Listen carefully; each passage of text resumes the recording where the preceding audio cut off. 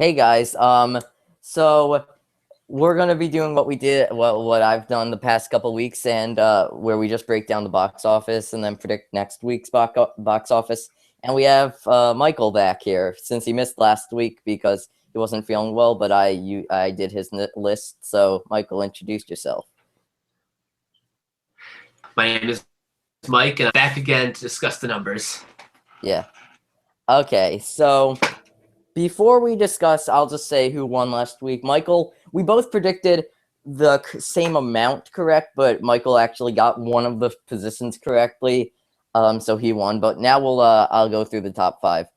Number one, bringing in 28.5 million is Rogue Nation, and I guess an upset, but as it neared closer, we thought it might actually do it.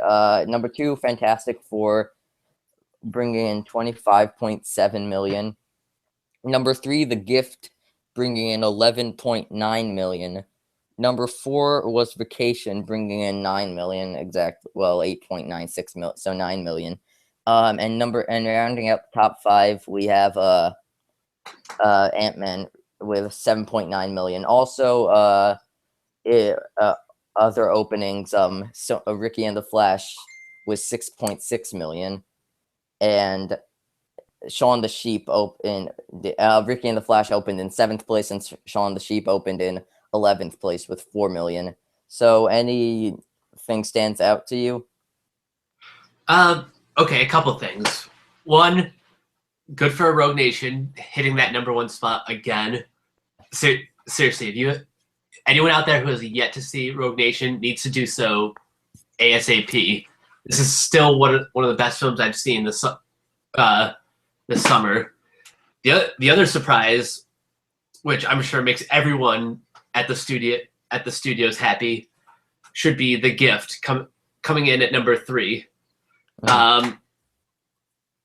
This was just a great directorial debut for Joel Edgerton, and for like an up and coming studio like STX, having one of their first films make it in the top 5.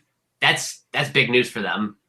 And of course, the two elephants in the room, one of them being the disaster that is Fantastic Four, and we'll get to more of that later. But this is honestly one of the lowest openings for a superhero movie that I've seen in quite some time, especially from Marvel. And the other one, Shaun the Sheep, not even breaking the top 10. That's probably the bigger shock to me. There aren't really any like surprises for good besides for The Gift, I guess. Yeah, Shaun the Sheep. I had it like number 3 or something, number 4, something like that, and you had it like number 4, number 5, something like that. And number 4, I'm pretty sure. And what's it called? It didn't even break the top 10. I mean, granted, it wasn't playing in that many theaters, like 1900, as opposed to something that like a wide release is usually like double that. But still, what did it have? Like 4 million? Yeah, four something million. Yeah, 4 million. And I think I know the problem. Well, one of them is just bad marketing. Aside from one trailer, the only reason why people that I know were aware of it was because they're either like me, they're hardcore film fans, or they're from the UK where that movie was a much bigger deal. Also, it has like it has like a 99% on Rotten Tomatoes. And it's the lowest Aardman opening, like Wallace and Gromit and that stuff. The lowest Aardman opening. Also, the release came right out of nowhere. Like it opened this week in my theater on a Wednesday, but there was no Tuesday night screening, and hardly anyone I know was even aware that this movie even existed. Oh yeah, for the 5-day, it brought in 5.6 million total. Yeah, for an animated film, that's pretty pathetic. Yeah. like I thought like, oh, there hasn't been like a kids film in over a month, like since Minions or whatever. I thought maybe like, oh, it opened good, but nope. Uh, I don't know, kind of pathetic. Like how I was saying about how like Paper Towns we had it, like I had it at number one, and I'm not sure if you did. If not, you had it like number two. Um, but yeah, and how that didn't open, that opened like number six. This we had in our top five. It didn't even open the top 10. Like, you know how bad that is. Jurassic World and Inside Out stayed in the top 10 for like 8 weeks, and this in its first week can't even get a top 10. And That's it was getting perfect reviews. It was getting like amazing reviews. Yeah. I guess just something about it didn't click with a wider audience. It happens sometimes. Not always will good reviews keep a movie afloat.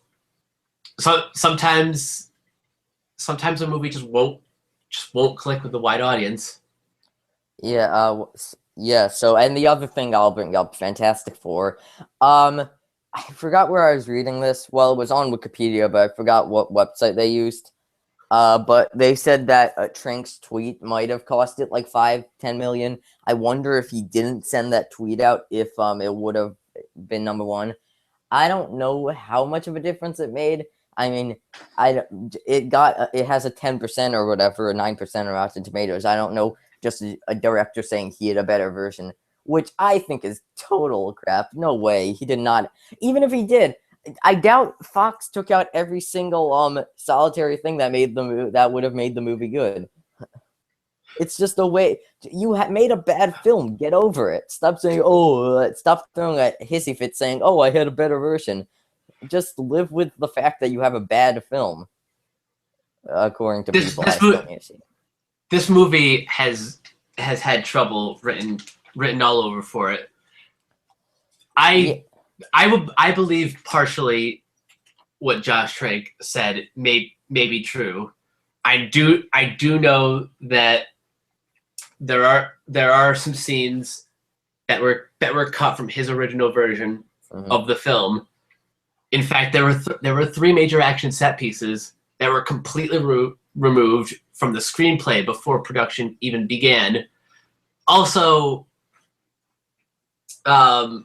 this kind of movie, because there is such a loyal and passionate fan base for these characters, this movie was already making the wrong first impression with fans who were less than pleased with the changes made to the source material.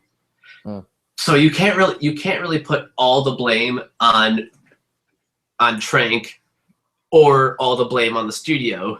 It's kind of 50-50. Yeah.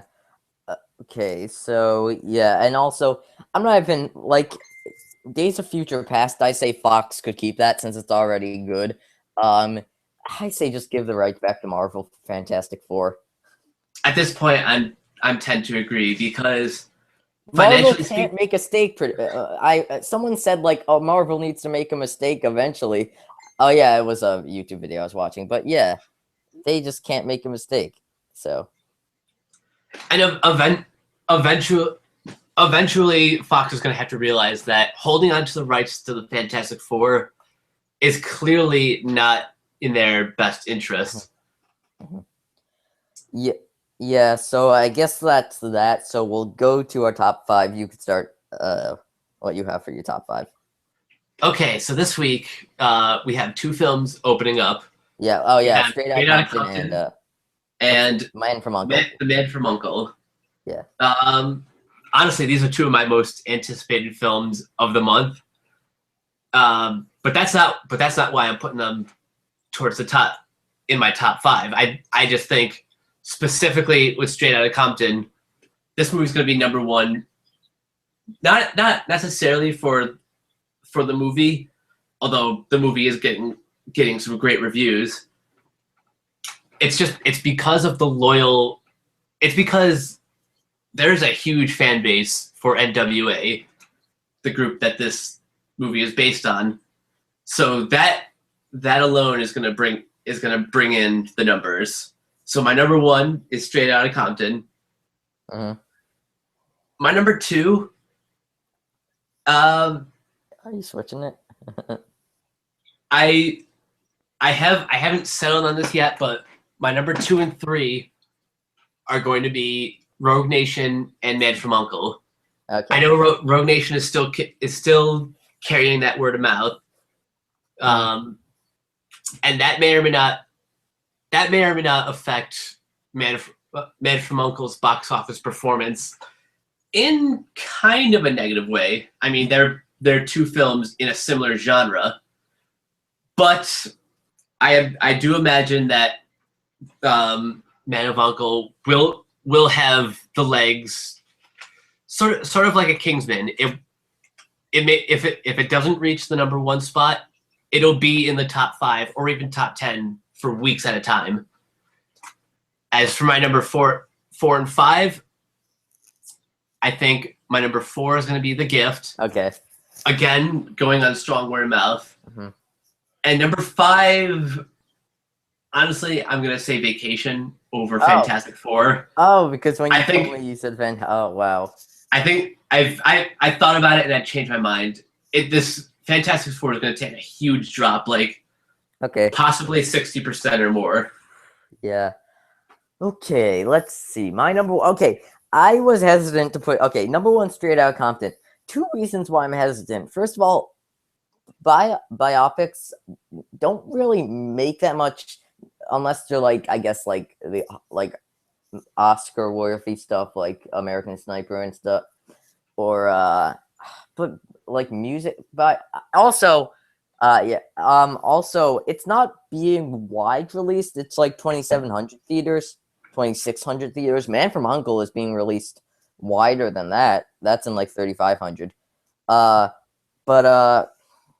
Yeah. So Straight Outta Compton, number 1.